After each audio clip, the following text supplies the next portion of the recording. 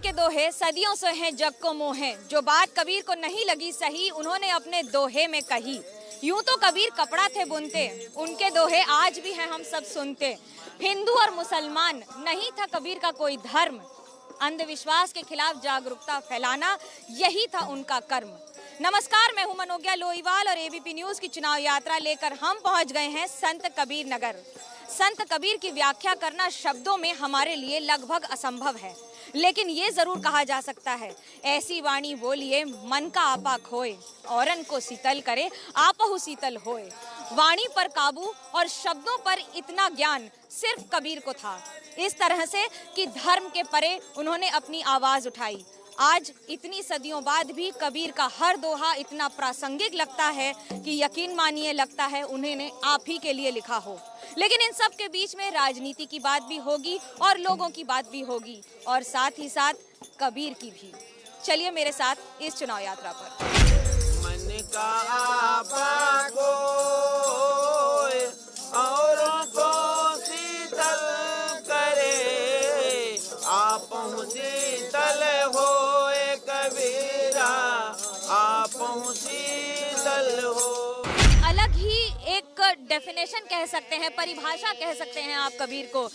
कौन सा दोहा सबसे ज्यादा पसंद और क्यों?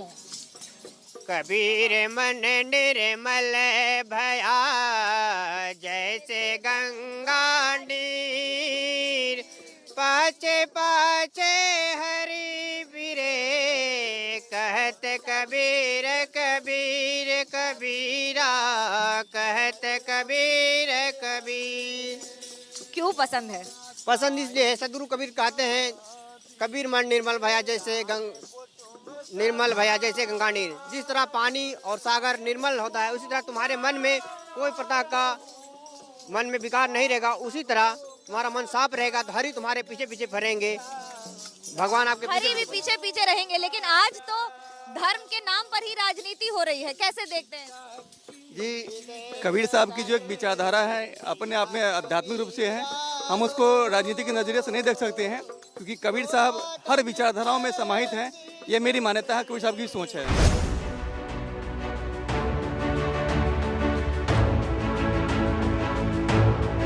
हिंदू कहूँ तो हूँ नहीं, मुसलमान भी नहीं, गैबी दोनों दीन में खेलूं दोनों माही। कबीर के उन दोहों में से हैं जो ये बताते हैं कि वो किस तरह से धर्म से परे थे। खादिम साहब हैं हमारे साथ, खादिम अंसारी साहब। ये बताइए कि जब अभी की बात हो रही है, प्रबंधन और प्रबंधक, क्या व्यवस्था है और क्या स्थिति है? यहाँ पे व्यवस्था जो है ये सरकारी व्यवस्था चल रही है, लेकिन जिस तरह से संत कबीर नगर जिला उपेक्षित है, उसी तरह से इस मगहर कबीर स्थली पे मैं भी उपेक्षित हूँ। यहाँ सर छुपाने के लिए मेरे लिए कोई जगह नहीं। अगर हम इतिहास की बात करें तो मगहर की क्या महत्व है और क्यों कबीर साहब वाराणसी से यहाँ आए? मगहर 1518 में कबीर साहब कराची से मगहर में आए और लाने वाले हमारे ही पूर्वज नवाब अली बिजली साहब थे, जिनकी कब्र यहाँ बगल में बनी हुई है। वो लाए और सूखा पड़ा हुआ था, उस सूखे को ख़त्म करने के लिए यहाँ पे यहाँ मगहर की उदासीनता को ख़त्म करने के लिए कबीर साहब को मगहर में लाया गया। संत कबीर नगर में 3 विधानसभा सीटें हैं, जिसमें 2 पर इस समय बीजेपी है। हालांकि 2017 में जब जीत हासिल की थी तो तीनों पर बीजेपी थी, एक पाला बदल हो गया। बात करने के लिए हमारे साथ हैं श्रीराम चौहान जी, मंत्री हैं उत्तर प्रदेश की सरकार में। इस बार के चुनाव में संत कबीर नगर में क्या कहकर उतरेंगे मैदान में? संत कबीर नगर में योगी सरकार के द्वारा जो विभिन्न क्षेत्रों में विकास के कार्य हुए हैं, उन कार्यों के आधार पर और लोक कल्याणकारी जितनी भी योजनाएं बनी, जिसका लाभ जनता जनार्दन को मिला है, सीधा उनके खाते में डीबीटी के माध्यम से सारी योजनाओं का लाभ गया है। तो इस नाते विकास एक बड़ा मुद्दा रहेगा। समाजवादी पार्टी और सारा विपक्ष कहता है हिंदू और मुसलमान सिर्फ बीजेपी करती है। कबीर नगर में संत कबीर की ही वाणी को ही फेल हो जाती है क्या? संत कबीर जी की वाणी चिरंतन है, शाश्वत है, वह किसी के कहने पर फेल नहीं होने वाली।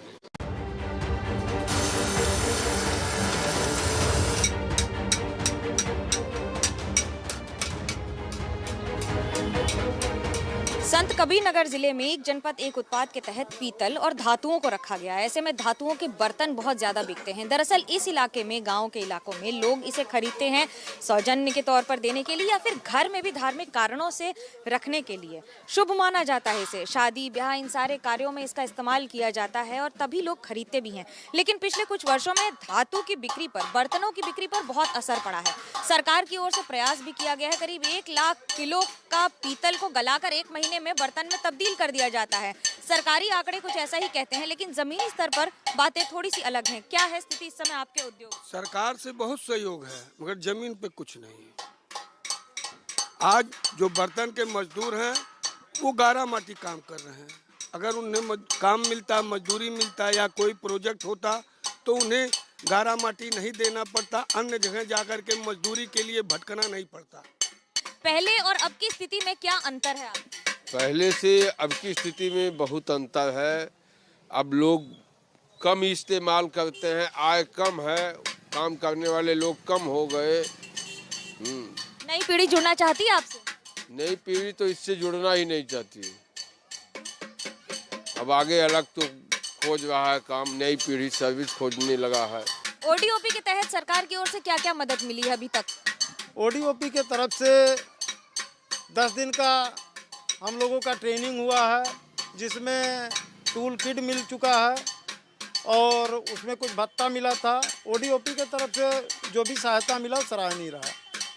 क्या क्या बाकी है, क्योंकि जमीनी स्तर पर बहुत सारी चीजें अभी भी नहीं हुई हैं? हाँ, ये तो है, ज़मीनी स्तर पे अभी बहुत कुछ बाकी है।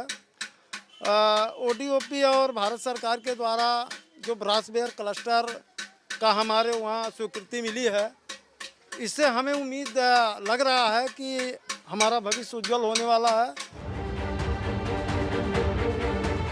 लोगों से पूछ लेते क्या होंगे मुद्दे आपके? हम लोगों के मुद्दे हैं जो ये किसानों का शोषण कर रही है सरकार। 3 कृषि कानून ला करके उस पर कोई काम नहीं किया अभी तक सरकार ने। उत्तर प्रदेश की जनता Samajwadi party, Bharatiya Janata party, Bahujan Samaj party से ऊब चुकी है। 30-32 साल में इन लोगों ने उत्तर प्रदेश का बेड़ा गर्क कर दिया। अब उत्तर प्रदेश में सिर्फ कांग्रेस पार्टी की सरकार की जरूरत है, उसी से सुधार होगा, उसी से विकास होगा। उसी से विकास होगा जी। अभी जो यहाँ राजनीतिक दल के लोग हैं, चाहे सपा हो, भाजपा हो, कांग्रेस हो, सारे लोग हमारे देश में शासन करने का काम किए। आज़ादी के 75 साल बीत चुके। हम किसान परिवार से बिलोंग करते हैं, लेकिन आज तक अभी कहा गया गरीबों की हम समस्या सॉल्व कर रहे हैं, गरीबी दूर कर रहे हैं, किसानों की समस्या सॉल्व कर रहे हैं, लेकिन 75 सालों से अभी हम किसानों को गरीब ही कहा जा रहा है। बताइए कितने दिन के बाद किसानों की गरीबी दूर होगी? मजदूर को मजदूर कहना बंद करेंगे। इस सत्ता में बैठे लोग केवल अपना विकास करते हैं।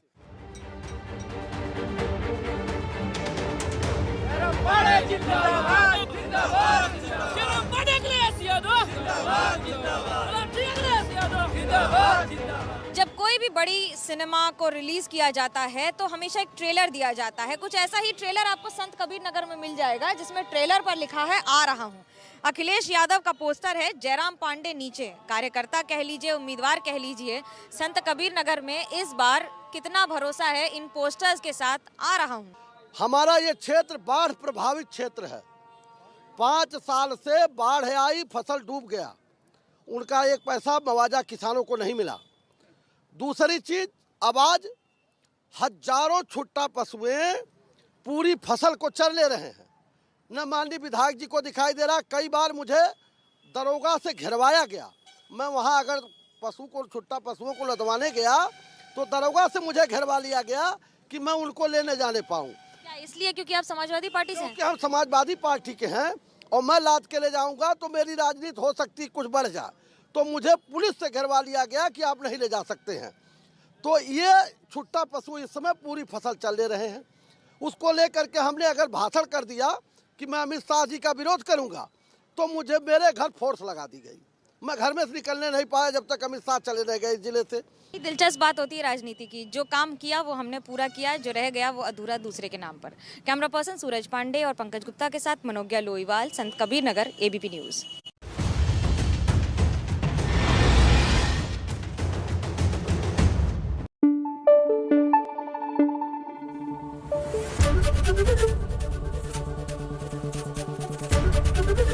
एबीपी न्यूज आपको रखे आगे।